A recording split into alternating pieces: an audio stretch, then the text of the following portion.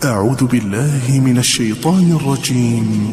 بسم الله الرحمن الرحيم.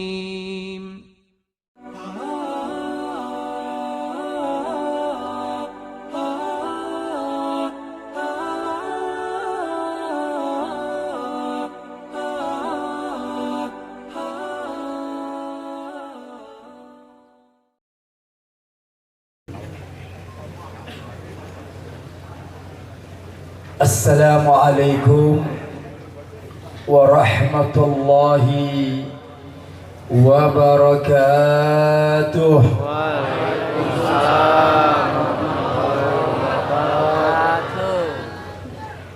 Alhamdulillah, alhamdulillahil qawi sultanuh, al-wadihil burhanuh, المقصود في الوجود كرمه وإحسانه. أشهد أن لا إله إلا الله وأشهد أن سيدنا محمدا عبده ورسوله لا نبي بعده.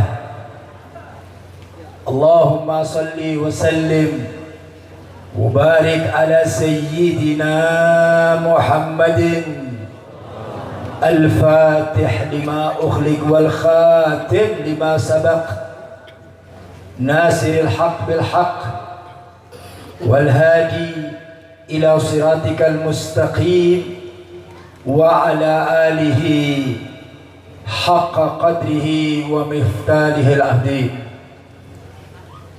رب اشرح لي صدري ويسر لي أمري واحلل عقدة من لساني يفقه قولي يا فتاح يا عليم.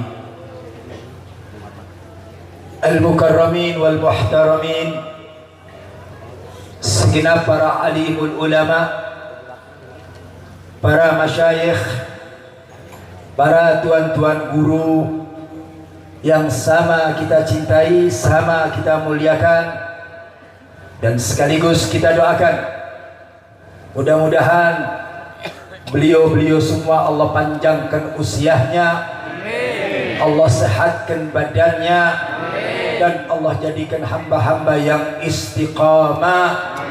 Amin ya rabbal alamin. Dan salam penghormatan yang teramat istimewa saya sampaikan kepada keluarga besar Pondok Pesantren Miftahul Khair yang diasuh langsung dan dibimbing langsung oleh Al-Mukarram wal Muhtaram Kiai Haji Miftah Farid.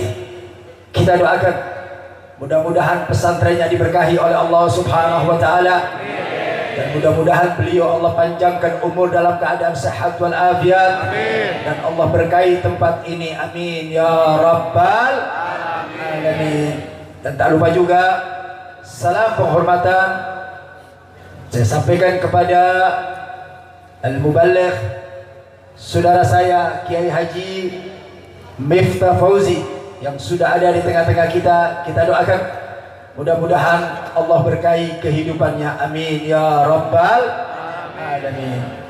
Dan tak lupa juga kepada saudara-saudara saya daripada Front Pembela Islam yang mana telah hadir di tengah-tengah kita, Dewan Pimpinan Wilayah baik kota maupun Kabupaten Tasikmalaya, akhina fillah Kiai Haji Muhammad Al-Ansari dan juga Kiai Haji Muhammad Yan. Kita doakan mudah-mudahan FPI di Tasikmalaya makin eksis dan makin diberkahi oleh Allah Subhanahu wa taala. Amin ya rabbal alamin. Dan masih banyak lagi para kiai, para ajengan yang saya tidak bisa sebutkan namanya satu persatu, tapi insya Allah tidak mengurangi rasa takdir dan hormat saya kepada beliau. Kita doakan mudah-mudahan Allah panjangkan usia mereka, Allah sehatkan badan mereka, dan Allah berkahi kehidupan mereka. Amin ya rabbal alamin. Dan tak lupa juga salam penghormatan saya sampaikan kepada segenap panitia yang telah bekerja keras untuk mewujudkan acara yang mulia ini. Kita doakan mudah-mudahan siapa saja yang membantu demi terwujudnya acara yang mulia ini, baik tenaga, pikiran maupun materi, kita doakan mudah-mudahan Allah membalas dengan berlipat ganda. Amin ya rabbal. Dan pada akhirnya salam penghormatan yang sangat teramat istimewa saya sampaikan kepada segenap kaum bapak, kaum ibu, hadirin wal hadirat, mukminin wal mukminat, muslimin wal muslimat rahimakumullah. Alhamdulillah, marilah kita bersyukur kepada Allah Subhanahu wa taala yang mana pada malam hari ini Allah kumpulkan kita di satu majelis yang mulia, majelis yang penuh dengan keberkahan, majelisnya baginda Nabi kita Muhammad sallallahu alaihi wasallam. Mudah-mudahan majelis ini menjadi satu sebab turunnya keberkahan dari Allah Subhanahu wa taala, menjadi satu sebab turunnya rahmat Allah Subhanahu wa taala, dan mudah-mudahan kita tidak keluar dari tempat ini kecuali Allah sudah ampuni segala dosa-dosa kita, Allah penuhi segala hajat-hajat kita, dan mudah-mudahan yang sakit Allah sembuhkan, yang punya hutang mudah-mudahan Allah lunasi hutangnya, yang punya kesulitan, yang punya masalah mudah-mudahan Allah angkat masalah dan kesulitannya, yang belum nikah mudah-mudahan Allah berikan jodoh, istri yang soleh dan soleha. Allah berikan kepada kita semua kebahagiaan dari dunia sampai akhirat. Amin ya rabbal alamin. Nah, baik ahibahil kiram, mengingat waktunya sudah hampir jam 11. Saya nggak tahu dikasih kesempatan sampai jam berapa nih, Pak? Jam 1. Itu main teriak 3 aja itu. Baik. Ada satu doa ibadah Allah, di mana doa ini sering kita baca ketika selesai sholat 5 waktu. Doa ini senantiasa dibaca oleh para kiai, oleh para ulama, bahkan kita sering membaca doa tersebut. Apa doa itu? Allahumma arinal haqqa haqqa warzuqna tibaa wa arinal batila batila warzuqna ijtinabah. Masya Allah. Ini doa mengajarkan kepada kita minta kepada Allah, Allahumma arinal haqqa haqqa warzuqna tiba'ah. Ya Allah, tunjukkan yang benar adalah benar, tunjukkan yang benar adalah benar, dan jadikanlah aku pelaku kebenaran. Ibadah Allah, lihat kalimatnya, ya Allah, tunjukkan yang benar adalah benar, dan jadilah aku pelaku kebenaran. Dan sebaliknya, Allahumma arinal haqqa haqqa warzuqna tibaa wa arinal batila batila warzuqna ijtinaba. Ya Allah, tunjukkan yang batil adalah batil, tunjukkan yang salah adalah salah, dan jadikanlah aku orang yang meninggalkan kebatilan. Ibadah Allah, artinya hak dan batil berjalan sesuai dengan kudrat Allah. Tapi terkadang kita tidak tahu, ibadah Allah, apakah kita berada di barisannya orang yang hak atau kita berada di barisannya orang batil. Makanya kita minta dituntun oleh Allah, kita minta hidayah dari Allah, kita minta taufik dari Allah. Karena hakikatnya seseorang yang melihat kebaikan belum tentu bisa menjalankan kebaikan, saudara. Insya Allah. Terkadang kita melihat ada kejelekan, batil, kita tahu ini salah, terkadang kita melakukan kesalahan tersebut. Ibadah Allah, makanya kita minta sama Allah, bukan saja tahu yang hak adalah hak, tapi kita minta, ya Allah, jadikanlah aku pelaku kebaikan. Ya Allah, jadikanlah aku min ahlil khair, sehingga bukan saja tahu tentang kebaikan, tapi aku melakukan kebaikan. Dan bukan saja tahu bahwa ini batil, bahwa ini salah, jadikanlah aku orang yang meninggalkan kesalahan. Ibadah Allah, ada yang menarik ketika kita berbicara tentang hak dan batil. Ini yang namanya hak dan batil sepanjang zaman selalu beriringan, ibadah Allah. Di mana ada hak, di situ ada batil, ibadah Allah. Mari kita lihat sejarah membuktikan dari bapaknya manusia Nabi Allah Adam alaihi salatu wassalam. Nabi Allah Adam mempunyai putra yang bernama Qabil dan Habil. Habil adalah ikon daripada hak dan Qabil adalah ikon daripada kebatilan. Jadi mulai Nabi Allah Adam itu sudah ada, Pak, orang yang membela kebenaran dan orang yang membela kebatilan. Sudah digambarkan dari anaknya Nabi Allah Adam, Qabil dan Habil. Itu adalah ikon daripada yang hak dan ikon daripada yang batil. Kemudian kita beranjak, saudara, kepada Nabi Allah Ibrahim alaihi salatu wassalam dengan Namrud. Ibrahim adalah ikon kebenaran, yang mempertahankan kebenaran, yang menyampaikan kebenaran dan membela kebenaran. Ikon yang kedua adalah Namrud, saudara. Siapa itu Namrud? Seorang raja yang zalim, seorang raja yang bengis, seorang raja yang tidak adil, seorang raja yang semena-mena, ibadah Allah. Beriring antara yang hak dan yang batil, ibadah Allah. Enggak sampai di situ.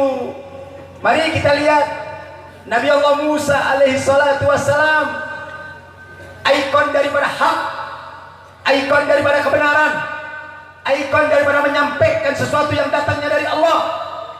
Di sampingnya ada yang namanya Fir'aun. Siapa itu Fir'aun, Habib? Seorang rezim, seorang penguasa yang zalim, yang tidak adil, yang semena-mena, bahkan menginjak-injak rakyat, saudara. Masya Allah.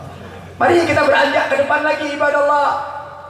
Habibina Muhammad, Habibina Muhammad sallallahu alaihi wasallam, penerus kebenaran, menegakkan yang hak, menyampaikan kebenaran. Lahir ikon kebatilan, saudara. Siapa mereka? Abu Lahab beserta konco-konconya, saudara. Betul? Betul. Jadi yang namanya hak dan batil terus berjalan seiring bersama. Tapi ada sesuatu yang menarik, saudara, ketika terjadi pertempuran antara hak dan batil. Allah memberikan janji. Allah memberikan janji kepada kita bahwasanya yang namanya kebenaran tidak akan pernah kalah, ibadah Allah. Yang namanya hak tidak akan pernah kalah. Karena ini adalah merupakan janji Allah. Allah yang mengatakan ja'al haq wa zahaqal batil innal batila kana zahuq. Ini datang dari Allah. Allah memberikan bisyarah, Allah memberikan kabar gembira, Allah memberikan kabar gembira kepada kita, hai umat manusia, telah datang kebenaran, yang hak telah datang. Bahkan Allah memberikan janji, ketika datang kebenaran, kebenaran pasti akan mampu mengalahkan kebatilan, saudara. Makanya ketika kita berjalan di jalan yang hak, nggak usah takut, saudara. Betul? Ketika kita menyuarakan kebenaran, nggak usah takut, ibadah Allah. Kenapa? Allah kasih janji buat kita. Allah kasih janji buat kita. Bukan manusia, bukan malaikat yang kasih janji sama kita, saudara. Yang kasih janji adalah Allah yang maha kuat, yang maha perkasa, yang maha hebat, yang maha segalanya.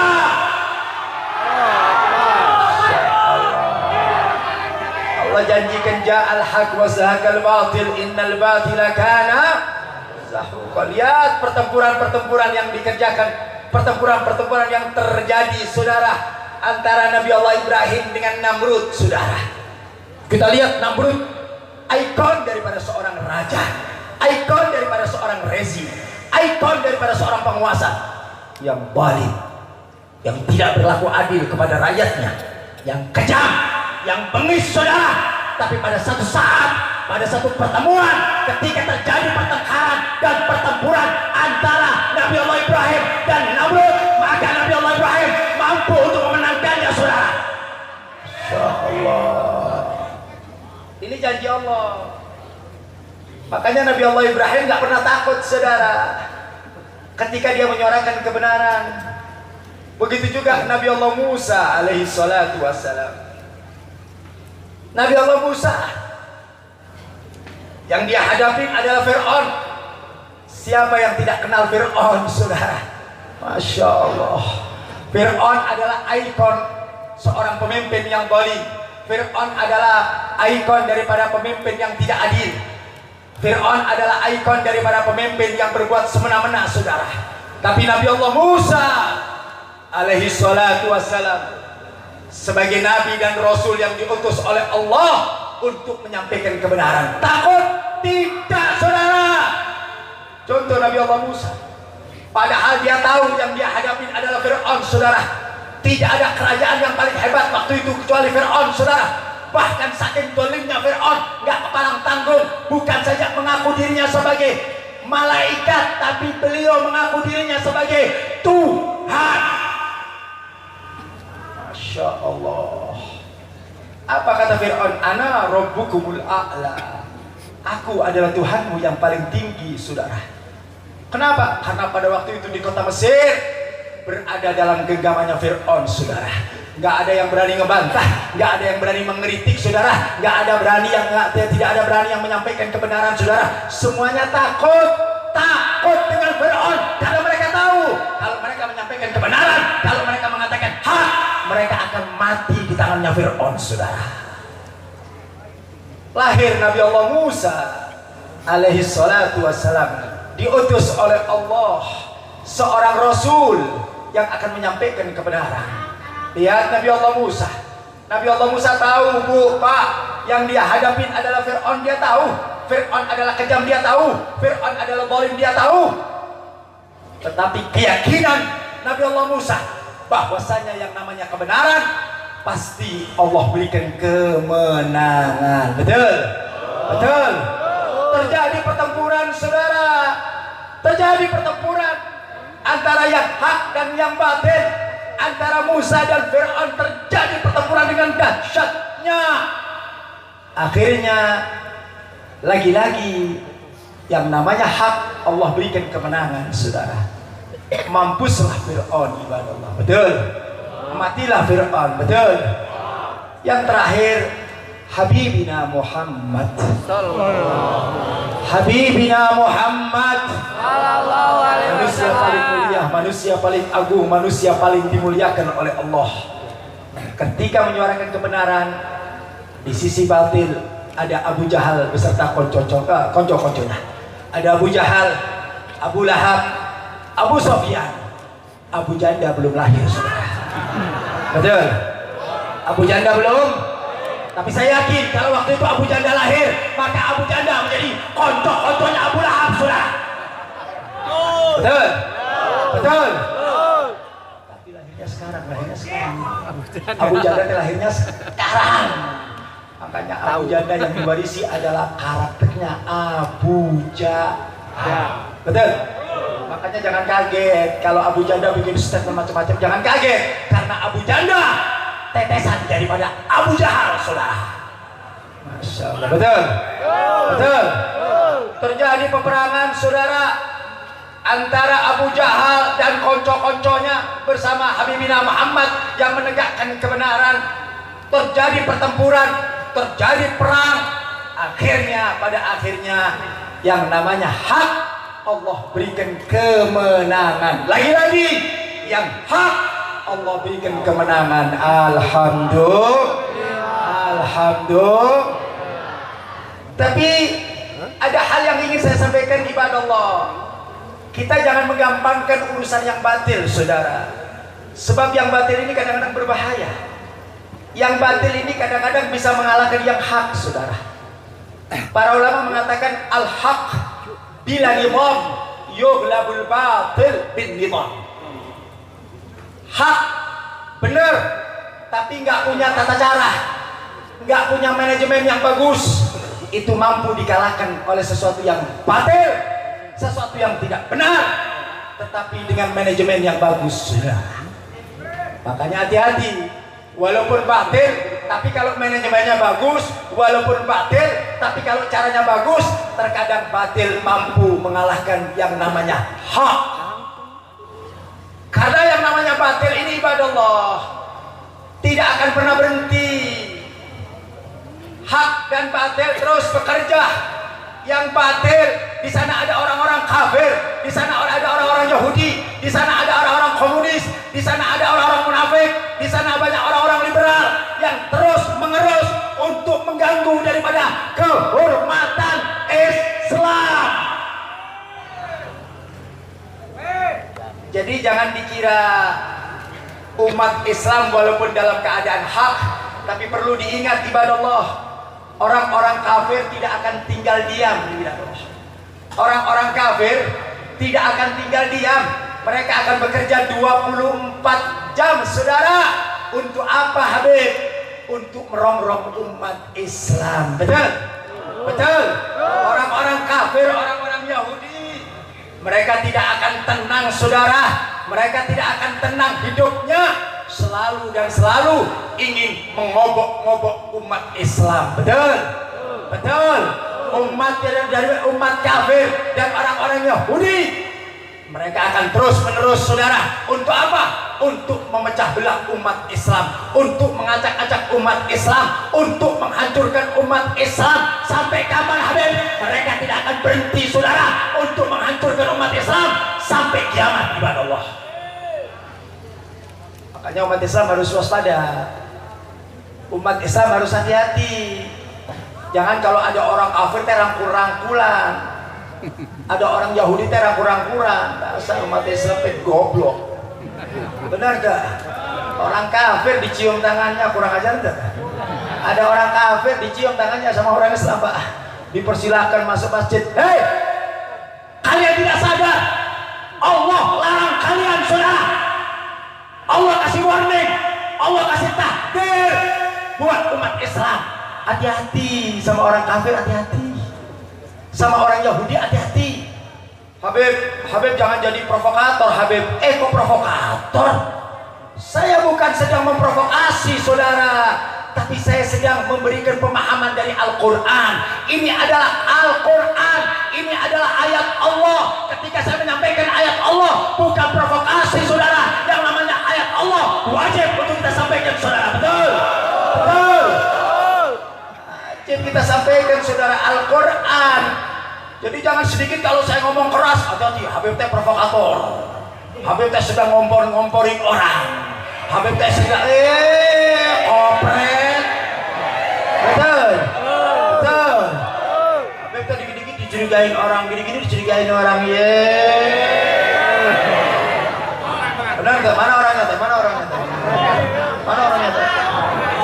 Benar nggak? Ngomong kenceng dikit, Habib teh tong kenceng-kenceng. Habib teh memang aliran rock. Paham tuh? Paham. Jadi bukan saja yang namanya penyanyi itu ada dangdut, ada rock. Itu penyanyi. Dai juga ada begitu, Pak. Dai itu ada yang dangdut lemah lembut, ada yang udah rock. Ya keras.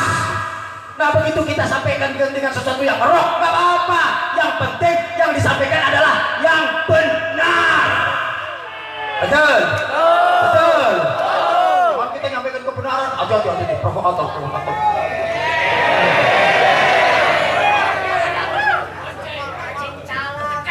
Cuma beda penyampaian saja, Pak. Antara dai yang lembut dengan dai yang kencang itu cuma beda penyampaian, betul? Yang membedakan itu penyampaian, Pak. Ada dai yang lembut, menyampaikannya halus. Gimana, Habib? Bapak-bapak, ibu-ibu. Ini bangsa orang Tasik dikasih gitu molor, Pak. Benar enggak? Molor. Bapak-bapak, ibu-ibu, yang namanya zina teh haram. Yang namanya judi teh haram. Itu yang lemah lembut, Pak. Aliran dangdut. Beda yang keras, aliran rock.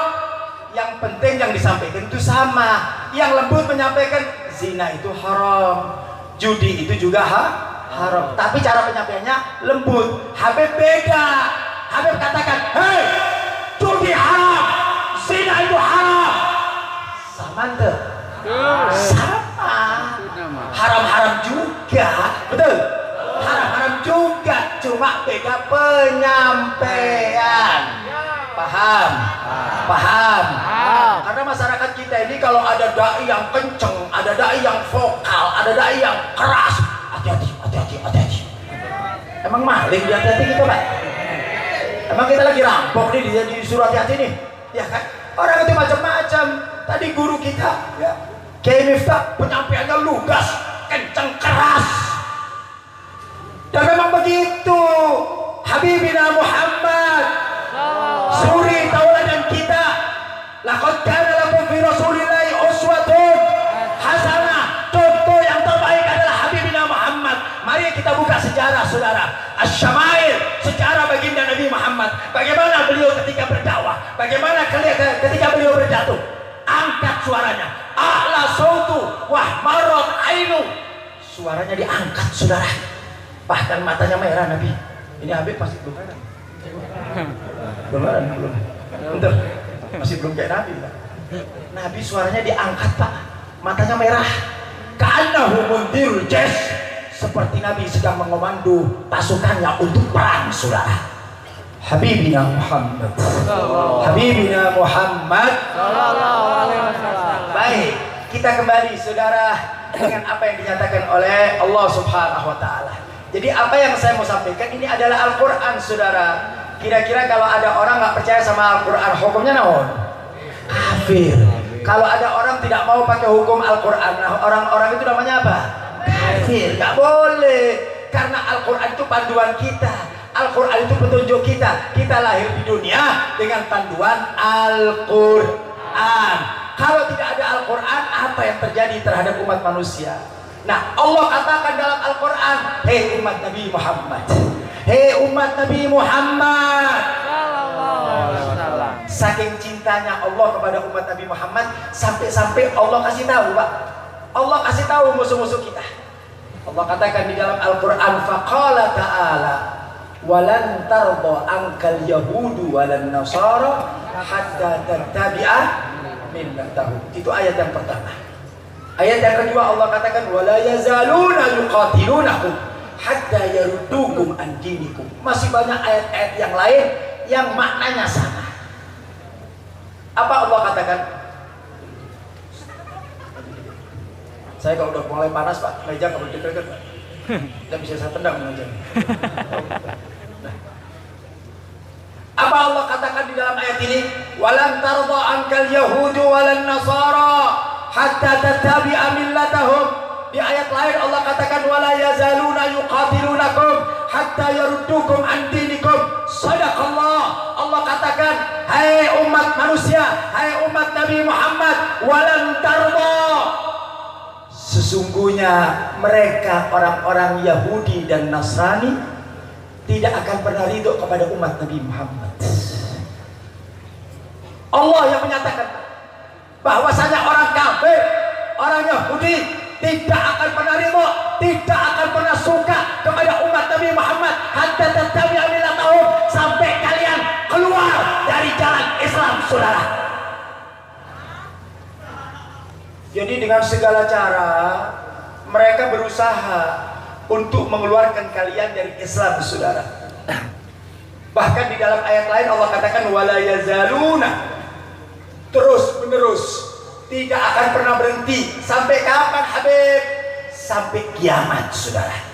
Yang namanya orang kafir, yang namanya orang Yahudi tidak akan pernah berhenti ibadah Allah, terus dan terus untuk bikin kegaduhan, untuk memecah belah umat Islam dan menghancurkan umat Islam. Karena ini adalah merupakan nas dari Allah, ini adalah merupakan pernyataan dari Allah yang wajib untuk kita yakini kebenarannya, saudara. Betul? Betul? Makanya berarti kita udah tahu bahwasanya orang kafir dan orang Yahudi adalah musuhnya umat Habib, bagaimana sikap kita dengan orang Yahudi? Bagaimana sikap kita dengan orang kafir? Allah jelaskan dalam Al-Quran, Muhammadur Rasulullah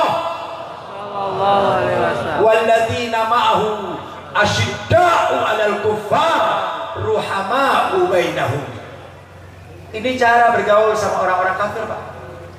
Ini cara bergaul dengan orang-orang Yahudi, Pak. Allah kasih pelajaran buat kita. Allah ajari. Apa kata Allah?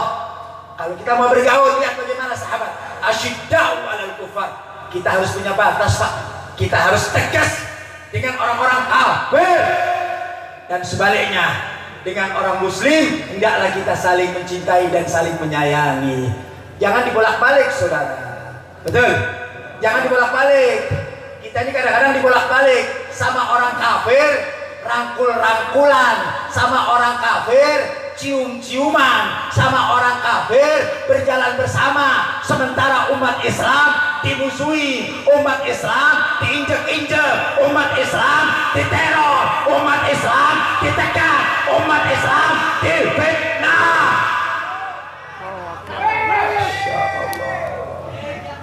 Makanya ada hal yang lucu, saudara. Kalau ada orang Islam benci sama orang Islam, itu kepalanya konslet. Betul? Betul. Kalau ada orang Islam curiga sama orang Islam benci sama orang Islam musuhi orang Islam, berarti di kepalanya ada urat saraf yang konslet, saudara. Betul? Betul. Orang masuk masjid dicurigai, hati-hati dengan good looking. Benar. Good looking. Nah, good looking. Lebok good looking. Benar tuh. Orang masuk masjid dicurigain. Orang yang hafal Al-Quran perlu diwaspadai. Kan kurang ajar, Pak. Kurang ajar tuh. Kurang ajar tuh. Ngomong kurang ajar nggak berani, umat Islam pengecut. Siapapun orangnya yang coba-coba menghina Islam, menghina Al-Quran, mau siapapun orangnya, saudara, mau kiai, mau ulama, mau aparat, demi Allah, saya tidak akan takut untuk mendapatkan kebenaran, saudara. Ya Allah, nyampaikan gitu aja takut, umat Islam, nggak usah takut, saudara. Hidup ini perjuangan ibadah Allah, betul? Kalian berjuang mati, nggak berjuang modal. Betul? Betul? Kematian ada di tangan Allah, saudara. Nggak usah takut. Hari ini kalian mati, besok kalian mati, minggu depan kalian mati. Kalian hanya menunggu kematian. Takut menyuarakan kebenaran, Habib, jangan kenceng-kenceng, Habib. Nanti Habib ditangkap. Emang saya ngomong apa ditangkap, Pak? Emang saya ngomong apa ditangkap? Emang kucing mau ditangkap? Ngomong apa? Yang saya sampaikan kebenaran, betul? Yang saya sampaikan dari Quran, betul? Kalau mau nangkap Quran, tangkap. Quran. Ini yang saya sampaikan kebenaran, datang dari Allah. Allah yang mengatakan, janganlah kalian hati-hati. Hati-hati kalian dengan orang-orang Yahudi. Hati-hati kalian dengan orang-orang Nasrani. Karena mereka terus bekerja, saudara. Terus akan memusuhi umat Islam, saudara. Artinya apa? Kita harus punya jarak kepada mereka. Kalian cintai umat Islam. Kalian sayangi umat Islam. Kalian bela umat Islam. Ini Islam tapi nyerang umat Islam, saudara. Yang model begitu banyak tuh. Masya Allah. Masuk masjid dicurigai. Pakaian rapi dikit dicurigai. Bahasa Arab fasih dicurigai. Hafal Quran dicurigai. Gelo. Urusan apa? Habib gak ada urusan. Saya gak punya kepentingan seperti itu. Gak punya kepentingan saya, Pak. Gak ada. Siapapun yang coba-coba untuk melecehkan Al-Quran, menghina orang-orang soleh, menghina para ulama, saya berada di garda paling depan, saudara. Enggak, saya tidak pernah takut, saudara. Demi Allah, catat baik-baik malam ini. Demi Allah, nyawa saya persembahkan untuk Habibina Muhammad, saudara. Enggak ada artinya kalian hidup tanpa ada ridho dari Allah. Gak ada artinya kalian hidup tanpa ada untuk menyenangkan Nabi Muhammad. Jadikan hidup kalian untuk menyenangkan hati Nabi Muhammad. Jadikan hidup kalian untuk mencari ridhonya Allah, sehingga ketika kalian meninggal masuk dalam surganya Allah, saudara. Insya Allah. Takbir. Takbir. Sallu ala Nabi. Lanjut. Lanjut. Terus. Mau bilang kok terus ini. Jelas. Baik. Itu orang-orang Yahudi, Pak. Artinya dia terus-menerus, orang-orang kafir terus-menerus untuk mengacak-acak umat Islam. Makanya Allah kasih tahu buat kita, tujuannya apa? Agar kita waspada, hati-hati terhadap orang kafir, hati-hati terhadap orang Yahudi. Kenapa saya katakan demikian, ibadah Allah? Sekarang ini ada upaya ingin mendiskreditkan umat Islam. Cara mereka indah sekali, saudara. Cara mereka itu luar biasa, halus. Umat Islam gak terasa, saudara. Umat Islam ini paling gampang dibodohin, saudara. Umat Islam ini paling gampang digoblok-goblok, saudara. Sama orang-orang kafir, ya Allah. Lihat orang kafir pakai peci hitam, pakai sorban. Oh, barangkali dapat hidayah. Hidayah naon? Kita ini gampang ditipu sedikit kena. Dirayu sedikit kena, apalagi dikasih duit. Masya Allah. Sekarang sudah banyak, Pak, kiai-kiai, ajengan-ajengan, imanuhum fi amplopihim. Betul. Imanuhum. Begitu dikasih amplop bingung, Pak. Dikasih amplop matanya merah, Pak. Dasar ajengan gelo. Benar dah. Yang modal begitu ayat dah. Jadi saya ngomong fakta, bukan mengada-ngada. Memang banyak kiai dan ulama yang hanya disuap sama amplop kena, saudara. Dia jual agamanya, saudara. Dia gadekan agamanya, saudara. Dia bela orang-orang kafir, dia bela orang-orang musyrik, saudara. Kenapa? Karena dia mendapatkan kedudukan dan pangkat, dia mendapatkan materi. Itu yang menjadikan sebab dia memerangi daripada umat Islam, saudara. Masya Allah. Jadi apa yang saya katakan ini fakta, bukan mainan, fakta. Makanya kita harus hati-hati, saudara. Jangan kadang-kadang terkecoh dengan ulama, terkecoh dengan kiai, terkecoh dengan pakaiannya. Kesing, tahu kesing? Tahu kesing tuh? Kadang-kadang ulama, maaf, jangan tersinggung yang pakai surban, jangan tersinggung. Kebetulan Habib nggak pakai surban, ya. Nabi yang mengatakan akan datang satu zaman di mana ulama-ulamaku datang satu zaman, kata Nabi, seorang ulama mengaku dirinya ulama, padahal dia lebih hina, lebih berbahaya daripada Dajjal. Dajjal itu bahaya. Tapi ada ulama-ulama yang begitu. Kemudian Nabi mengatakan, thiyabul anbiya wa amalu jabbari. Hei, kamu lihat pakaian mereka seperti pakaian para nabi, saudara. Mereka pakai sorban, mereka pakai gamis, mereka pakai rida. Tetapi perbuatan mereka, ucapan mereka, tingkah pola mereka seperti bajingan. Ini yang ngomong bukan Habib, Nabi. Jadi kalau ada orang Habib jangan jadi provokator, Nabi yang ngomong, Nabi. Benar enggak? Saya tidak berbicara kecuali bersumber Quran dan hadis. Itu yang saya sampaikan. Jadi nggak ada yang salah. Karena dari mulut saya bukan ilmu. Ilmu itu dari Quran dan hadis, betul? Betul. Oleh karena itu ibadah Allah, makanya ketika kita menghadapi orang-orang kafir, itu perlu diwaspadai, saudara. Kenapa saya katakan demikian? Karena ada satu indikasi, ibadah Allah. Sekarang orang-orang kafir ini, orang-orang Yahudi mencoba untuk merongrong umat Islam, untuk menghancurkan daripada umat Islam.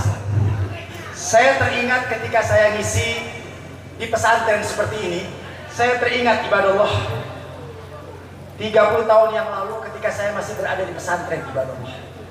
Ini kan pesantren nih, pesantren Miftahul Khair. Mudah-mudahan lahir di tempat ini anak-anak yang soleh dan soleha, pejuang Nabi Muhammad SAW. Saya teringat ketika saya di pesantren, kata guru saya bahwasanya pesantren adalah benteng terakhir umat Islam.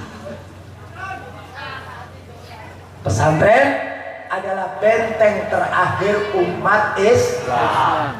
Makanya orang-orang Yahudi, orang-orang kita yang kepalanya sudah terjangkit dengan penyakit liberal, mereka akan miris, mereka akan memandang sebelah mata dengan pesantren. Dulu zamannya saya mau masuk pesantren, Pak, Masya Allah. Dulu zamannya saya mau masuk pesantren, itu orang tua saya itu dikomporin sama tetangga. Mereka datang ke tempat ibu saya, ke orang tua saya sambil mengatakan, mau ngapain? Itu Habib mau pesantren. Pesantren mau ngapain?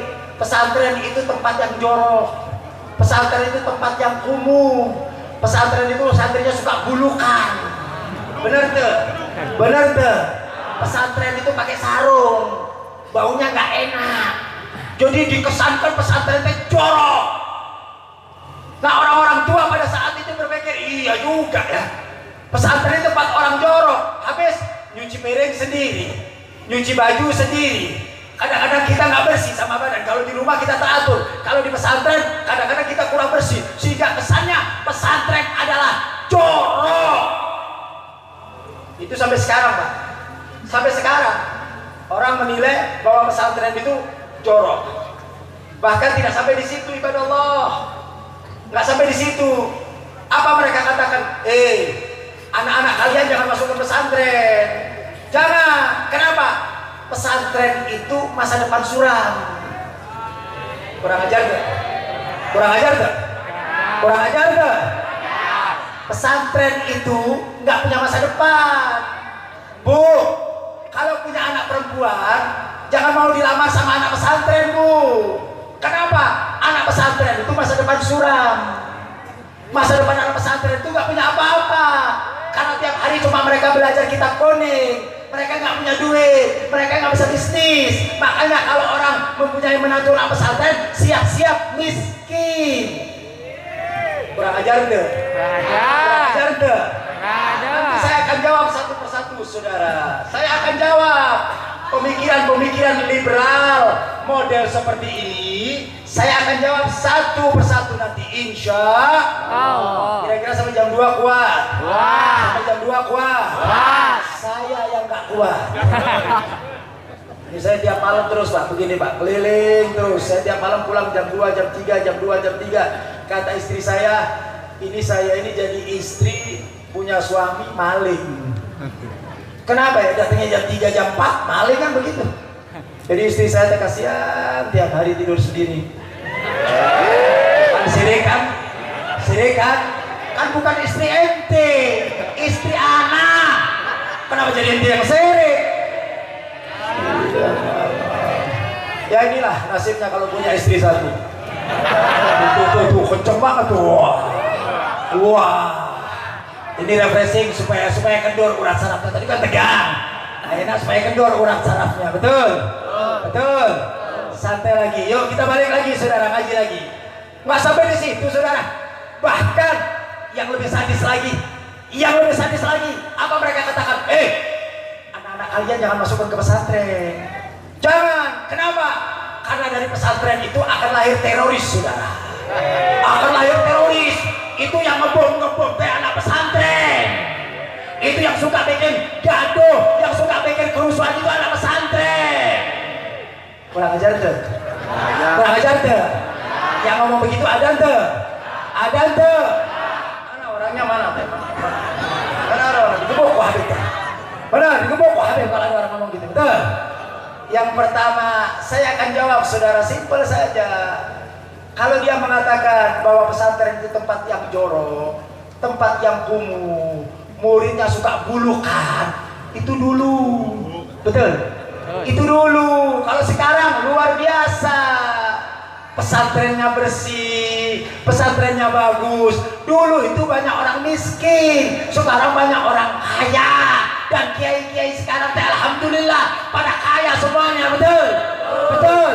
Kalau dulu yang namanya pondok pesantren itu dibangun dari kayu, kemudian tinggalnya di gunung-gunung, di dusun.